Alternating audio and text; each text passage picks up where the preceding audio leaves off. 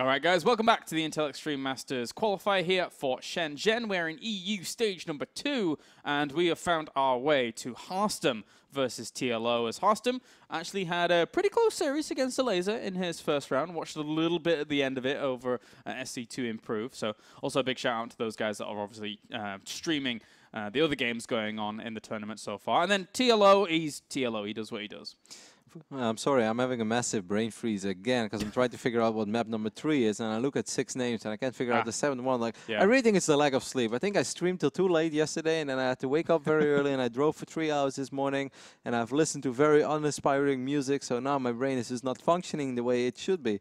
Because if we have Coda as our first map, and Cactus Valley is going to be our second map, and we don't have Inferno Pools, Vani, Expedition, and Echo, then the only map remaining is... I'm trying to think as well. This always happens. This is so sick. I know. It's a... oh, no. Damn it. Okay, I am going to open up the letter. I cannot believe. Quick, quick. No, I can't see it in my preferences. Damn. Anyway, we're going to figure it out real soon. So you have Echo and Coda, who are the same. Then you got Cactus and Inferno Pool, which are the 2 big maps. Then you have Vani and Expedition. Iron Fortress. That's map number 3. Yeah. Okay, so that makes sense. And I think that this is not a great map pool for Harstem. Coda is probably the best map out of the 3 for Protoss, especially with the way that Harstem likes to play, as they call it in Europe, the baguette style. Lots of sentries, lots of stalkers. Was able to defeat E-Laser in his first series of the day, 2-1. Then again, TLO was able to defeat T-Drogo 2-1. So, you know, both players beating each other's race 2-1. 2 worlds collide in our second match of the Intel Extreme Masters qualifier. Let's go ahead and jump into game. As over here on Coda, on the left top side of the map, we've got Dr. Dario himself, also known as the god of creativity. It is TLO. He does what he can. And spawn down to the bottom right-hand corner, it's our red Protoss. It is Harstem here for Invasion Esports. So yeah, I'm very surprised about this map pool, James. Sorry to interrupt you there, but like Cactus Valley is... I think it's not a bad map for Protoss. I think a lot of Protoss players like it, but there are certain ways. Like, they often say as soon as Protoss players establish 3 bases, that map becomes very difficult for Zerg, because like, how is Roach Hydra ever going to engage an army against sentries, stalkers, colossus, and whatnot? But at the same time, it's also such a large map, which means that it's like very possible to counterattack. It can be very good for upgraded circling styles. It could even be a Mutalisk map. I'm very curious to see Cactus Valley. Yeah, Cactus Valley would be cool. Cactus Valley would be cool. Obviously, it's interesting that, you know, TLO was able to beat Petit Drogo in the first round. He's also another kind of heater of the baguette style that does come along. So that's true. I actually watched his tutorial on YouTube. Yeah? It's very good. It starts off with like, hello everyone. It's really funny because I don't think there is anybody in the world who has watched Petit Drogo PvZ tutorial more than I did, because I bookmarked it, and I almost never bookmark anything. I know that's a very standard thing to do, but for some reason, like, I've always just visited websites, and for some reason that video got stuck on my, you know, bookmark taskbar, and it's like the only thing that's pretty much there. So I've opened it accidentally by misclicking like probably over 300 times. So you're welcome, T-Drogo, for all the page views that I have given your little YouTube channel. Wow, you're so kind. So I kind. know, I'm a generous guy. I'm a giver. Hashtag giving back to the community. Yeah, seems so. And this drone really wants to become another hatch for a triple hatch opener here. Second drone even came down, so TLO, greedy guy, gonna take that very, very quickly. Yeah, and he scouts that there is a gateway on the other side of the map for Harstem. So Harstem will still get his Nexus down pretty damn quick as well. Like, this is a 3-minute and 30-second Nexus. That is quick, but of course, if you're TLO right now, you're looking at this, and you're kind of loving life, because you know there is nothing that he can do right now about your triple hatch opening. You have been as greedy as possible, while on the other side of the map, Harstem has played this quite safe, didn't go for a Nexus first or something. Of course, this does allow him to have slightly quicker access to cybernetic score, and maybe he will be able to put on a little bit of pressure, but I'm curious to see how he's going to play this one out. TLO, I'm expecting something creative. I don't know what it is, but it's going to be creative. There's a lot of C words to describe TLO, one of which, other than creative, wow, is also... the first word that jumped to my mind would be very rude and inappropriate, James. Aside from profanity, would also be consistent. He's looked great throughout the entirety of WCS. He's been one of the only members of the whole of WCS that's been in every single one, pretty much.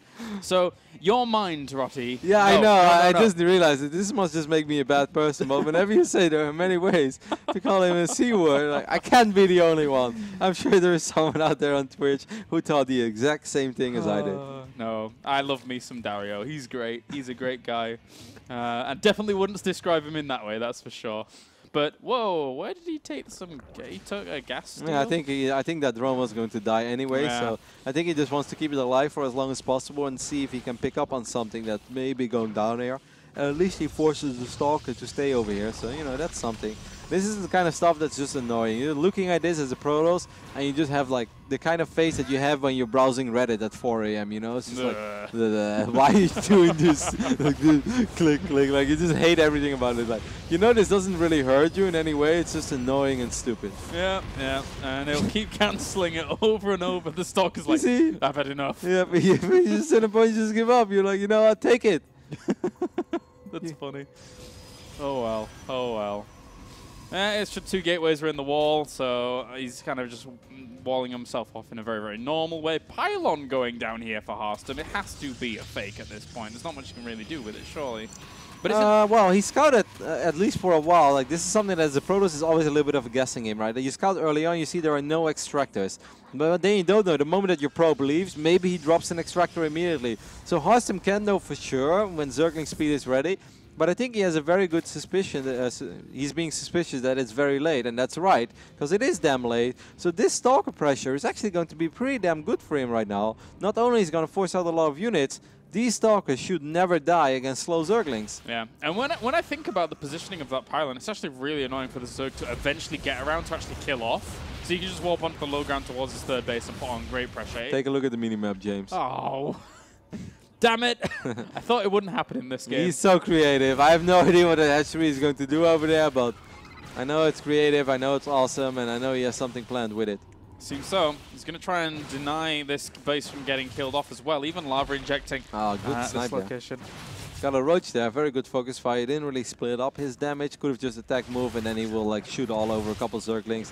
But instead he got a roach. And my favorite type of roach, James, is a dead roach. I know, man. You're Protoss. It makes sense. Well, wait a minute. He actually came over here, saw the hatchery. There was a probe going down there as well, and now he's had to abandon that plan for a little bit, and he's going up towards the top. So I guess at least it forced the Nexus to be closer to him, so he could put some hurt on pretty soon. I think like right now, Harstem's probably getting as well. He's like, oh man, this guy just doesn't stop with his creative builds. Like, I'm sure TLO is going to cancel this hatchery. Oh, actually, a couple of Zerglings on the south side. They're engaging these sentries. Ooh. But Harstem is paying. He actually lets it finish. Reinforcement. He's gonna like spine crawler rush the natural or something. Like, what is going on over here? Maybe we could see some spines. Oh my god, he did not see that Nexus go down. Can you believe that? What? He ran by with Zerglings and roaches and he did not see it. That's ridiculous. And right now, Harstem is like looking up to the skies and he's like, thank you. Yep, that would be very, very close. These roaches and lynx, yes, will be able to kill this pylon off eventually. Roach speed is now on the way, but why is this hatchery finished? I think he just did not expect that Harstem would just expand towards the middle of the map or towards the middle of the map. And now that hatchery or that Nexus is there, the cannon has finished up, and now TLO is going to have a much harder time doing something about it. So he's probably hating life. Yeah, I really think he is going to spread creep forwards. Yeah, of course. Yeah, and then burrow, tunnel and claws, burrowed roaches, madness. Just like he's going to max out on roaches. It's just one of these games, old school Stefano style, with a little bit of creativity brought to you by the one and only Dr. Dario himself. Yeah. And this queen had to run away for a little bit there, making sure she wasn't die off. The roaches, as well as the lings, just poisoning themselves to threaten this location at least. He really wants that creep tumor down. There's a drone here as well, so it's going to be up to spines. I've complimented Harstem before on like how good he has become with sentries and stalkers, and this is one of those moments where he's going to have to show us once more. Yeah. Not too long ago, we saw a player have a phenomenal hold against this type of playstyle on this map with a couple of Immortals. And he just did really good. Harstem, a couple of sentries are a little bit exposed here. Will loses 2 sentries and doesn't really kill a whole lot in the process. Yeah, but just like a few links, not really much at all. Extra cannons going down. Harstem realizes he's going to be under fire, under attack pretty soon here. As the Roaches do press up against it, get themselves a pile and have to back off up towards the top. Some of the reinforcements being cut off. These sentries are once again going to be a little bit exposed. Every sentry that TLO can kill is a great one. Actually doesn't get a single one there. Focuses the Stalker instead. Harstem needs more cannons in this third base, and then I think he's going to be more than fine. He's actually like already kind of evening up the supplies, which is not supposed to happen if you're TLO right now. You're supposed to be like 30, 40, 50 supply up and looking for openings. It's not supposed to be this close. And just Lings and Roaches on the way at the moment. Across, +2 and Blink are having time bought for them here for Harstem, which will make this a whole lot easier once it comes along, but slowly trickling on forwards. Roaches coming in from the backside now, actually engaging just before Blink's done. So these Stalkers, despite having Blink now, actually aren't even blinking back to safety. And even if they did, they would leave all these sentries exposed. Roaches coming in from every single angle, and, well, the Photon Overcharger Cannon are doing okay, but eventually all these sentries are soon destined to die. Yeah, I think they were doing more than okay, but I think Harstem waited a little bit too long to bring in the reinforcements, but I still think it's going to be good enough for him, because the Immortal count, well, right now it's at 1, soon it's going to be at 2, and what are you really going to do with Roaches against 2 or 3 Immortals? That Photon Overcharge has been pushing out a ridiculous amount of damage output, or DPS. These sentries are very exposed once more, a couple of them will die, but I just feel the supply right now is too close with an Immortal out already. I think Harstem is going to be fine here, especially when +2 finishes up. Do you think that he can continue on in terms of against just the Lings Roaches? Do the Lings Roaches gain any traction here at all against this now? I mean, if TLO is only able to squeeze out 30 Roaches and then gets a couple of good dominant claws moves, then maybe, but the natural is pretty much unbreakable at this point with 3 cannons there. And you know, the third base has 2 cannons. Okay, 1 Immortal there is very exposed. He should have gone for that Immortal immediately. I don't understand why he didn't jump on it. Oh, he traps it with the Lings. Very well done. Very nice. Oh, the creep is helping these Roaches out so much with maneuverability here. You don't normally see this kind of thing in these kinds of positions. So Protoss is scrambling. So creative. It works. I mean, like, if you tune in right now, you're like, yep, it's TLO game. I see a random hatchery on the other side of the map. I see creep tumors between Protoss. They're natural. And then, you know, on their way towards the third base. So why not? Has to be TLO. Yeah, healing up and getting all those Roaches rallied on around this left-hand side, making sure that they don't rally past this force on the right. So the best thing, I guess, for TLO that has happened in the last few minutes is not only getting that 1 Immortal, but he has killed a lot of sentries. So that means that when he's facing an army right now, even when the sentry count is high, most of those sentries have 2 force field stops. While, you know, if you play against sentries that have gathered up 200 energy, they will just literally never run out of force field energy. Right now, I can still see Harstem find himself in a position where he almost runs out. Has to be very careful that there's only 1 Immortal. Like, TLO right now is looking for an opportunity to snipe off an Immortal. If he does that, yes, he can win, because Roaches on creep are phenomenal against gateway units. But if he faces an army that has 4 Immortals, right now there's 3. If he faces an army of 4 Immortals, there's just no way. So I think he's going to have to commit. He's going to have to try to do something. Recall being used. That's kind of a cute play. Yeah, I was going to say, as much as we've complimented, you know, TLO with this kind of interesting strategy, Harstem has done a really good job of separating his forces across these 2 bases and made sure that he's not really taking too much damage at all. There actually is only the 1 observer in with all this, but that's all he needs against just pure Roach.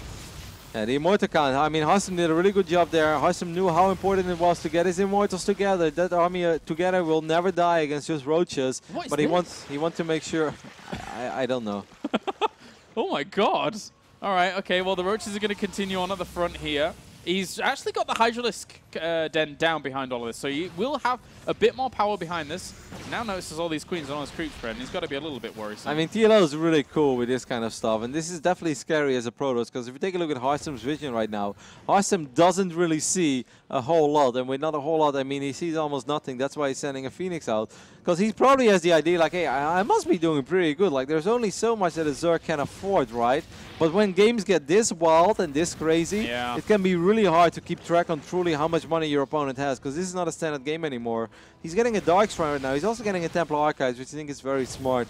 I think Robobay would have been fine as well, but he's going for Templar Archives, and I guess that works. Yeah, and cleaned up a lot of the creep on this right-hand side between his bases as well. So that opens up the What lines a little bit. If you could get that respread with the queen, but that would be nice. But these three Zealots did okay. He's actually going to go straight for the counter. Okay, this is very awkward right now. Okay, Hydras are able to do quite a bit of damage here. A couple of those roaches, I think he should use Tunneling Claws right now and tunnel forward. Yeah, but he's not doing it.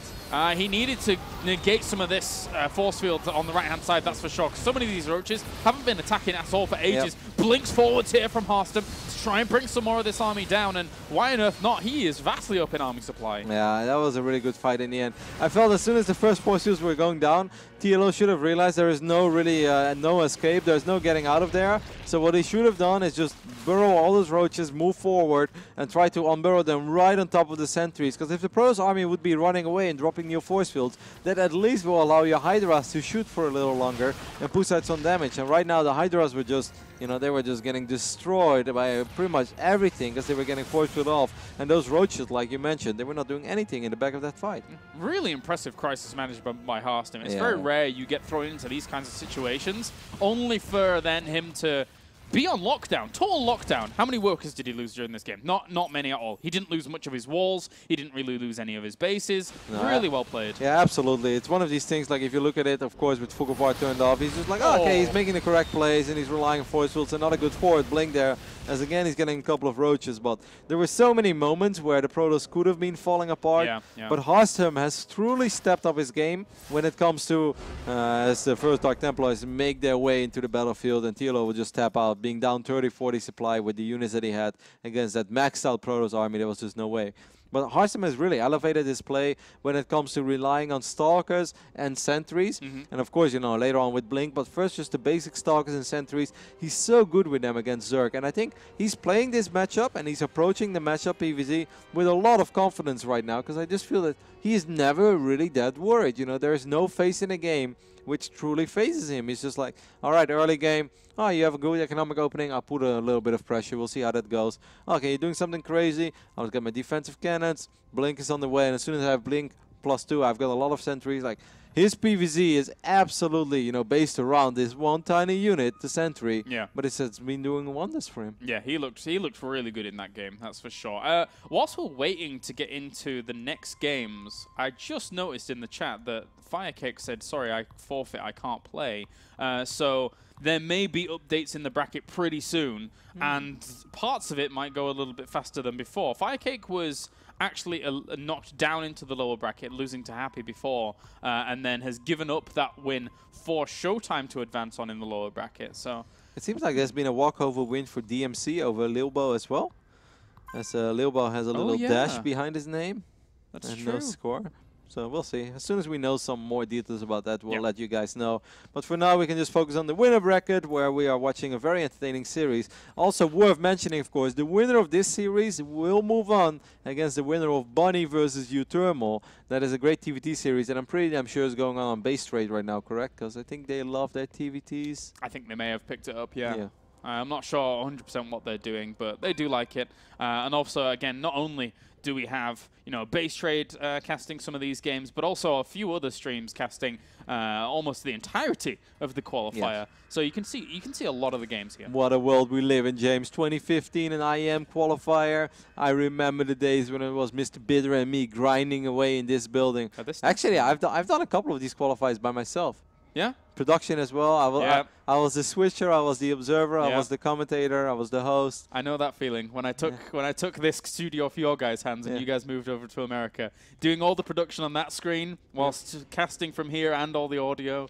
You know, it's really funny to think back of like esports. Like obviously a qualifier like this is okay for us to be a little bit relaxed, but back in the days it was like amateur hour just 1.0. It's because I was living with the Muslim, and the Muslim, we didn't have internet yet in our apartment in Cologne. So the Muslim would come over to the studio here, but he wouldn't come at the same time as I would have to start my work day because he was a little bit lazy. So then sometimes I was casting, and then suddenly someone is just knocking on the building, and then like in the middle of the game I would be like, hey guys, hold on, I gotta open the door for the Muslim. So I just like abandoned this game, and like one time like there's a 7 pool going on, I was like, I gotta open the door for the Muslim, so I just like walk out by myself, and people on Twitch were like, Muradi, you're so dumb, like how can you do that? And then I was like, well, I have to open the door, and now that I think back about it, it's like, man, that's pretty dumb. Like, why would I ever just go AFK in the middle of a broadcast? That doesn't make a lot of sense. Yeah. We've come a long way, James. We have. All right, let's get into game number 2 here. for Cactus Valley between Harstem and TLO, as we do have. Spawning up to the top right-hand corner, it is our blue Zerg. Currently 1 game down, it is TLO. And then up to the top left-hand corner, we have our purple Protoss this time, but whatever. It is Mr. Harstem, 1 game up, playing for Invasion Esports. You know, of course, when it comes to being creative, there are often people, you know, that say like, ah, well, it's great and all, but if you can't be the best person straight up, then maybe you should just practice that more instead of doing all these silly builds. But I love seeing it, man, and I truly think the game needs people like TLO. Like TLO is absolutely capable of playing normal styles as well, so I'm not putting him in a little box here of that he can only win weird and unorthodox games, and as soon as anything becomes standard, he's not good enough, because that is not true. TLO is just a very cool approach to the game, and he's always thinking outside of the box, and he's giving us very entertaining games. Like, if I was a Zerg player, I would be watching that last game, I'd be like, lol, I'm gonna try that actually, you know, because that stuff is just fun. And whenever your race allows you to do fun stuff, you should try to mess around with it a little bit, because what more fun will you ever have than beating a Protoss? And let's not forget the key moment in that game, when Harstem, his third Nexus, was not up yet, when that cannon was totally naked, when it wasn't walled in yet. If those Zerglings and Roaches start chipping away at that pylon and then that cannon, maybe he even gets a cancel on that Nexus, and I think if that happens, we're looking at a completely different game. So, you know, the moral of the story is, please, TLO, never change. I love watching your games. Yeah, definitely. I got to agree with that. And the interesting thing now is that, whoa, what? Harstem, What? Was that offset? Was that slightly off point? That was 1 hex too low? Okay. Huh. But the thing is that TLO changed it up completely now. He's gone spawning pool first over this, and on a map like this, it's a little bit trickier. There are a couple of fancy cannon rushes out there, James. Especially like the one over here in the middle. You can just go for a full wall off, build a bunch of pylons. You know, go full Haas, channel your inner cheesy, dirty Protoss, and just like cannon away. So I think that is one of the reasons why TLO is doing this.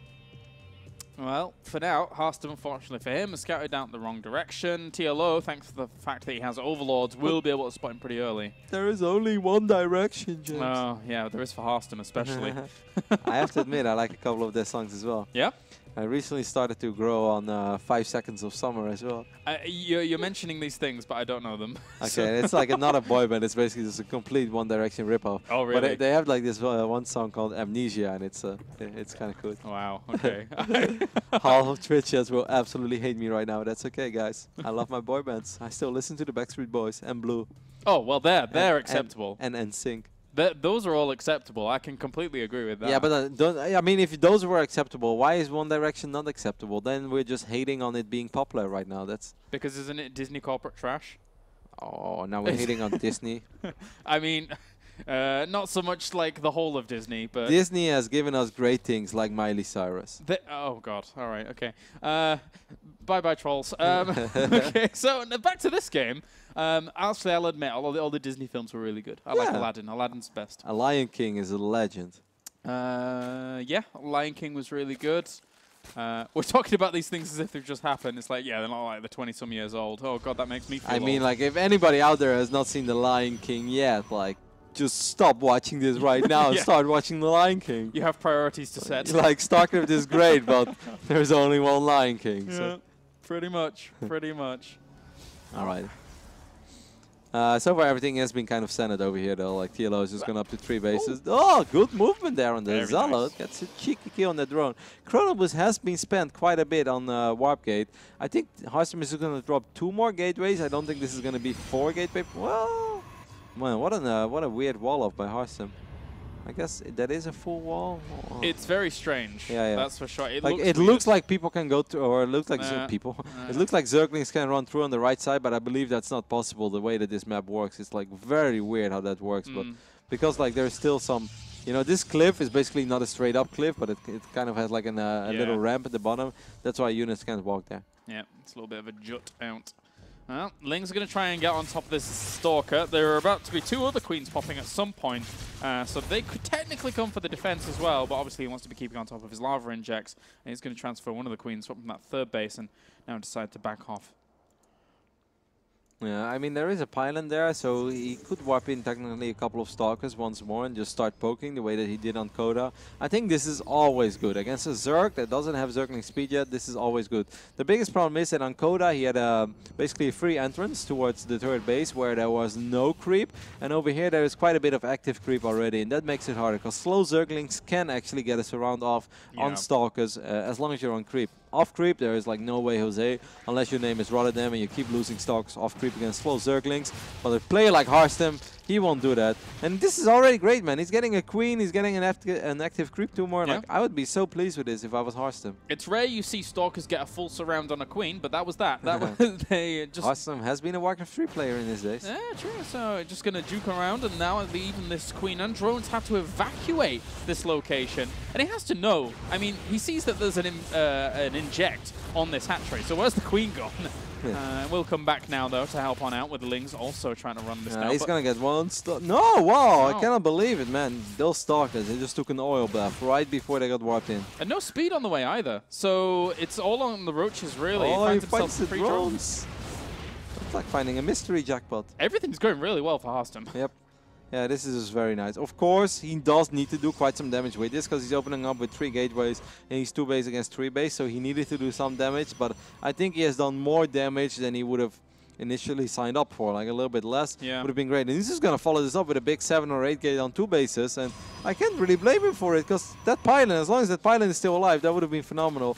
Now it is going to die, and there is Burrow on the way, and I think Burrow is absolutely phenomenal in this scenario because you're playing against the Protoss that is not going to have any detection whatsoever unless he would somehow warp in an offensive pylon with an offensive cannon and then just stay near that cannon, but that is a little bit unlikely, isn't it, James? Yeah, we'll definitely be able to kind of hit a little bit earlier than this Burrow actually getting up and running, so... I think TLO knows that this is coming, though. There is still in a clause on the way as well, and that is, of course, great. Like, this is a different scenario than this in the last game. This time, there is no clock running for TLO. He doesn't really have to make the issue happen. No, he has to survive.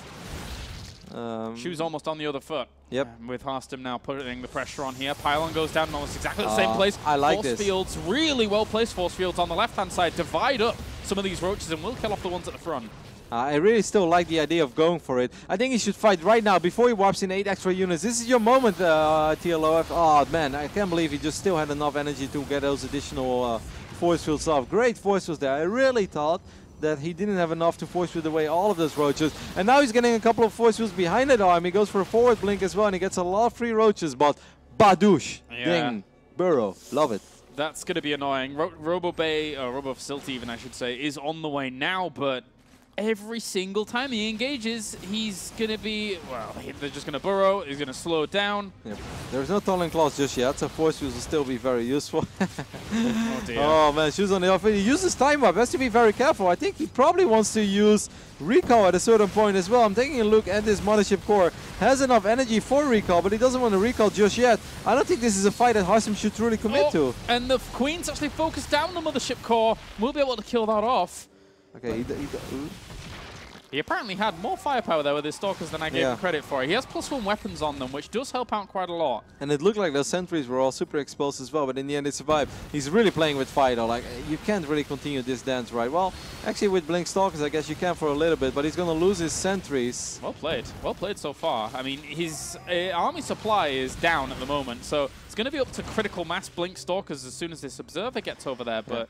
It's not the easiest. He still has absolutely no ambitions of transitioning either. Yeah. He had a full wall of... I hear Stalker shooting. Actually, they're shooting at rocks. I was like... So he's like... Harstem has locked himself in. I think Harstem forgot about the 4 roaches he left in front of his natural. Those 4 Stalkers.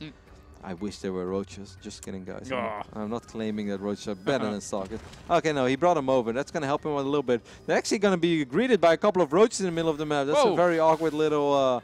you know, random meetup. There is an observer in this army right now. I don't think that TLO is going to expect this. Maybe he saw it there. Maybe he caught a glimpse of it.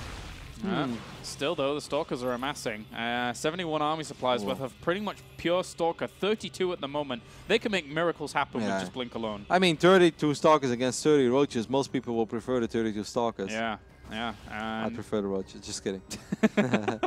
Well, these ones are going to march on. Oh, and giving up this high ground can be bad for the Zerg.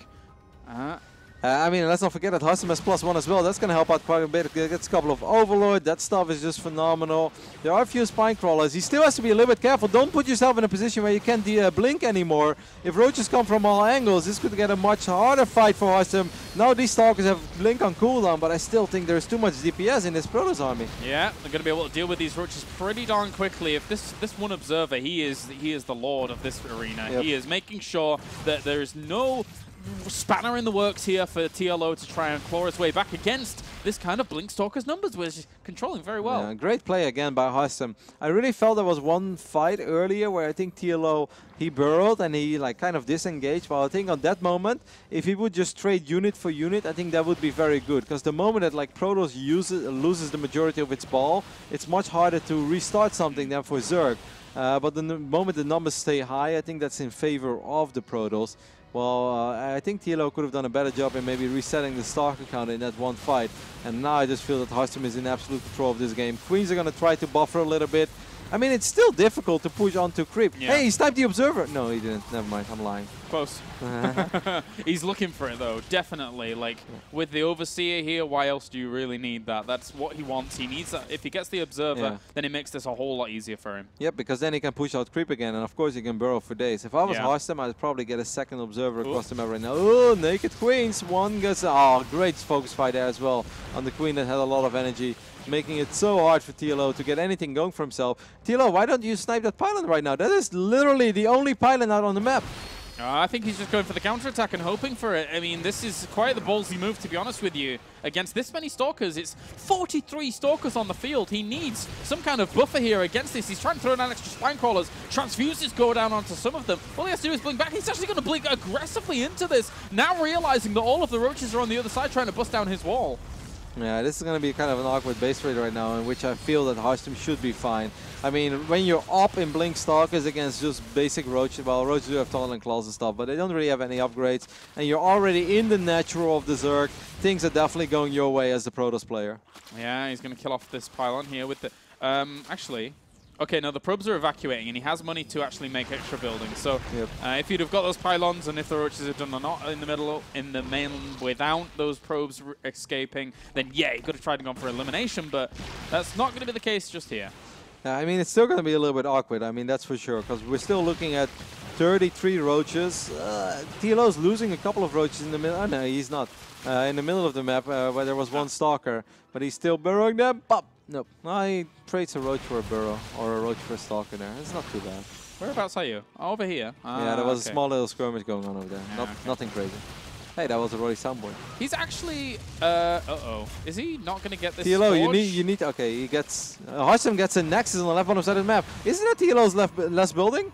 TLO, what? You need the building? Oh! Okay, he dropped something. A hat tree up the top left. He needs to kill the Forge, though. +2 weapons is about to finish. He hasn't prioritized the Forge that's been upgrading all this time. He can go for the pylon, maybe. No, I think you're right. Like, I do think that could help, but I think right now he's just more focused on the actual base trade and like worrying about an upgrade. But I do agree with you. Like, canceling +2 if you can. There's absolutely nothing wrong with that. He has like 10 seconds left to do that. It's gonna finish. Oh, dear me. I mean, there's absolutely no point. No. Oh my god. Well, +2's done. Yep. Rip. Yeah, these Stalkers are going to have a really, really easy time now. But of course, because, yeah, you're right, all those roaches are going to get picked off. That Assimilator will live. And of course, you know, there's always that Nexus in the left bottom side of the map that is going to live as well. So all these roaches, they're trapped. There's just pretty much no way out. He's going to try to unburrow, but Harstem is not going to fall for that. He has an Observer as well. He's going to kill all the roaches. Well done. I didn't notice this Spine Crawler down at the bottom left-hand corner.